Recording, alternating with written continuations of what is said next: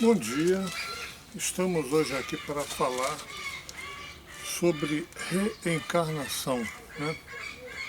Isso aí é um grande tabu e uma grande dificuldade para a maioria das religiões evangélicas que não aceitam a teoria da reencarnação. Isso acontece por quê? Porque as igrejas evangélicas, elas herdaram da Igreja Católica essa crença que foi instituída pela Igreja Católica, a partir do ano de 1500 depois de Cristo, do Concílio de Constantinopla, pelo imperador Constantino, que ele por ordem da imperatriz, que era Feodora, né? Ele instituiu obrigou aos bispos da Igreja Católica da época a adotarem a reencarnação como uma heresia, porque até então a Igreja cristã aceitava isso, né? Isso aí está muito claro, inclusive na Bíblia. Por mais que tentassem esconder isso aí ficou muito claro na Bíblia mesmo, né? Mas antes que a gente possa falar em reencarnação, a gente tem que falar primeiro o seguinte. Na Bíblia está muito bem claro como que um espírito que ainda não está encarnado na Terra, que não nasceu, ele vem a encarnar. Isso acontece, por exemplo, em relação a Jesus Cristo, né? O que era Jesus Cristo antes de nascer? Era um espírito, né? Esse espírito, ele tinha que vir aqui à Terra. E ele, para vir à Terra, ele não veio aqui assim, apareceu aqui, desceu do espaço, não. Ele encarnou em uma criança. Então o processo de um espírito vir à Terra, como aconteceu com Jesus Cristo, é o mesmo para todas as pessoas. Como disse Jesus, é necessário nascer de novo, ou seja, é necessário que um homem entre de novo no ventre da sua mãe e nasça, que foi o que Nicodemos entendeu perfeitamente e Jesus não refutou, certo? Então a reencarnação acontece da mesma forma que aconteceu com Jesus. O espírito vem e nasce no corpo de uma criança, certo? Agora, isso aí estaria claro na Bíblia? Sim, na Bíblia existem evidências claras, por exemplo, de que João Batista era a reencarnação de Elias. Começa quando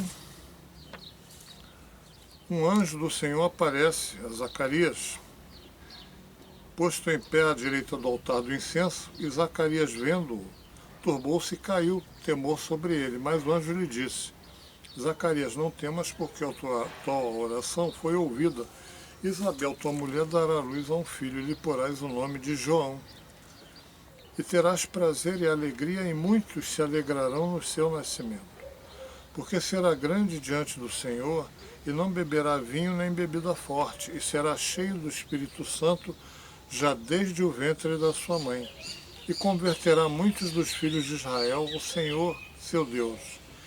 E irá adiante dele no espírito e virtude de Elias, para converter os corações dos pais aos filhos e os rebeldes à prudência dos justos, com o fim de preparar ao Senhor um povo bem disposto. Então, aqui nessa passagem já está clara, quando o anjo diz a Zacarias, irá diante dele no espírito e virtude de Elias, certo? Isso aí é a primeira evidência de que João Batista era, de fato, a encarnação de Elias. Agora,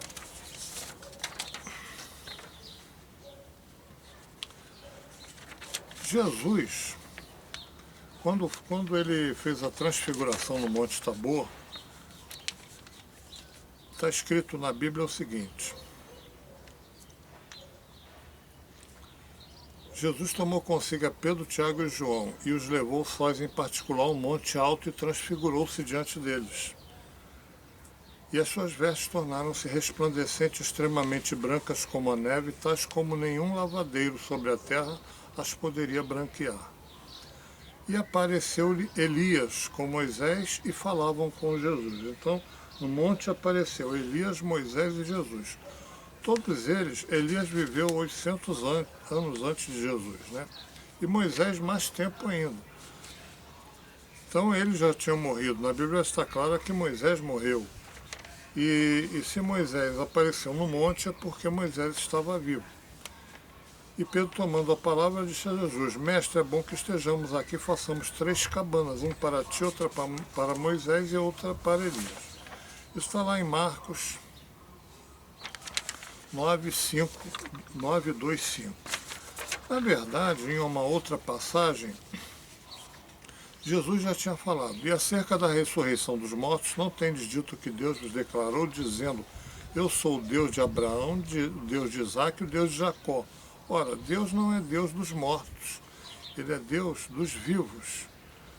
Então, aí está provado que Isaque, Abraão e Jacó estavam vivos, porque Deus não era Deus de mortos, era Deus de vivos, certo? E descendo eles do monte, né, esse monte onde foi feita a transfiguração, Jesus lhes ordenou, dizendo: A ninguém conteis a visão que tiveram de Moisés e Elias, até que o Filho do Homem seja ressuscitado dentre os mortos. E os seus discípulos o interrogaram, dizendo: Por que dizem então os escribas que é mister que Elias venha primeiro? Ou seja, Elias deveria vir antes de Jesus para preparar o caminho para Jesus. Isso estava nos escritos. E Jesus respondendo disse-lhes: Em verdade, Elias virá primeiro e restaurará todas as coisas. Mas digo-vos que Elias já veio e não o conheceram, mas fizeram-lhe tudo o que quiseram. Assim farão eles também padecer o Filho do Homem. Porque nessa altura da transfiguração, João Batista já tinha sido morto, né? Então entenderam os discípulos que lhes falara de João Batista. Está lá em Mateus 17, 9 e 13. Então Jesus falou que Elias era João Batista. E não foi a primeira vez que ele falou. Ou seja, Elias já veio. Como que Elias já veio? Ele reencarnou como João Batista. E saiu Jesus e os seus discípulos aldeias de Cesareia de Filipe, e no caminho perguntou aos seus discípulos, dizendo: Quem dizem os homens que eu sou? E eles responderam: João Batista e outros Elias, mas outro um dos profetas. E ele lhe disse: Mas vós, quem dizeis que eu sou? E respondendo Pedro lhe disse: Tu és o Cristo. Nessa passagem mostra claramente que os discípulos acreditavam na reencarnação. Porque se alguns acreditavam que Jesus poderia ser João Batista, ou Elias, ou um dos profetas, é porque eles acreditavam que Jesus poderia ser a reencarnação de um desses. Então está claro aqui que que os judeus, com exceção da tribo dos saduceus, acreditavam na reencarnação, certo? Mas existe uma outra passagem que diz o seguinte: Jesus falando: Em verdade vos digo que entre os que de mulher têm nascido, não apareceu alguém maior do que João o Batista. Mas aquele que é o menor no reino dos céus é maior do que ele. Então, entre os que de mulher têm nascido, por que entre os que de mulher têm nascido? O que significa isso? Entre os nascidos de mulher. Nascidos de mulher, segundo a crença da cabala judaica, eram aqueles que precisavam reencarnar, ou seja, nascer de mulher. Quem nasce de mulher porque está reencarnando, certo? Mas o que é menor no reino dos céus era maior do que João Batista, porque João Batista não tinha subido aos céus, somente Jesus, né? Então, no reino dos céus, o menor do reino dos céus ainda era maior do que João Batista. E desde os dias de João Batista até agora se faz violência ao reino dos céus e pela força se apoderam dele. porque todos os profetas e a lei profetizaram até João. E se quereis dar crédito, é este o Elias que havia de vir. Então ele aqui está dizendo que este, João Batista, era o Elias que havia de vir. Então ele era, obviamente, a reencarnação de João Batista. Quem tem ouvidos para ouvir, que ouça, né? Então aqui está claro.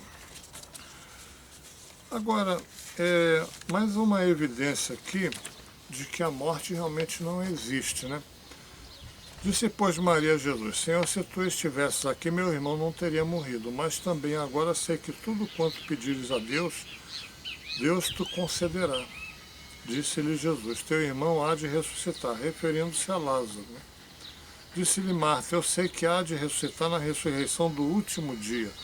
Disse-lhe então Jesus: eu sou a ressurreição e a vida. Quem crê em mim, ainda que esteja morto, viverá. Então quem crê em Jesus e quem segue a Jesus não morre, está sempre em vida.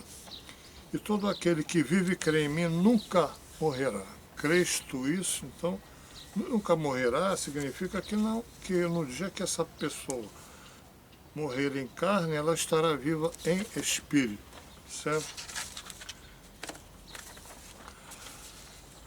E eu não poderia deixar de citar aqui a passagem de Paulo e fazer uma elucidação sobre essa passagem.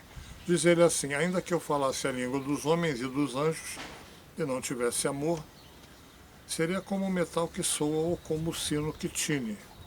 E ainda que tivesse o dom da profecia e conhecesse todos os mistérios e toda a ciência, e ainda que tivesse toda a fé de maneira tal que transportasse os montes e não tivesse amor, nada seria. Então tem muitos evangelhos que dizem assim: o importante é ter fé. Não, não é ter fé. Se eu tivesse toda a fé de maneira que tal que transportasse os montes e não tivesse amor, nada seria. Então o amor é a maior de todas as virtudes. E ainda que distribuísse toda a minha fortuna para sustento dos pobres, e ainda que entregasse o meu corpo para ser queimado e não tivesse amor, nada disso me aproveitaria. O amor é sofredor, o amor é benigno, o amor não é invejoso, o amor não trata com leviandade, não se ensoberbece, não se porta com indecência, não busca os seus interesses, não se irrita, não suspeita mal, não folga com a justiça, mas folga com a verdade. Tudo sofre, tudo crê, tudo espera, tudo suporta. O amor nunca falha, mas havendo profecias, serão aniquiladas. Havendo línguas, cessarão. Havendo ciência, desaparecerá. Porque em parte conhecemos e em parte profetizamos. Mas quando vier o que é perfeito, então que o é em parte será aniquilado. Quando eu era menino, falava como menino, sentia como menino, discorria como menino, mas logo que cheguei a ser homem, acabei com as coisas de menino. Porque agora vemos por espelhos em enigma, mas então veremos face a face. Agora conheço em parte, mas então conhecerei como também sou conhecido. Agora, pois, permanece a fé, a esperança e o amor. Esses três, mas o maior destes é o amor. Então, é importante o amor, certo? Todas as outras coisas são importantes, mas se não tiver amor, o amor que é a maior de todas as virtudes, que é a maior de todas as vibrações, é a melhor de todas as vibrações. Amor é o que Deus é amor. Se nós não tivermos isso, de nada adiantará, de nada servirá, certo? Então eu acho que ficou bem claro que não é preciso recorrer a tratados esotéricos, a livros, a outros livros, para se comprovar que a morte não existe, que existe vida após a morte e que existe reencarnação. Basta consultar a Bíblia. A Bíblia foi que me convenceu disso, não foi nenhum outro livro. Ok? Então, senhores, espero os comentários. Muito obrigado.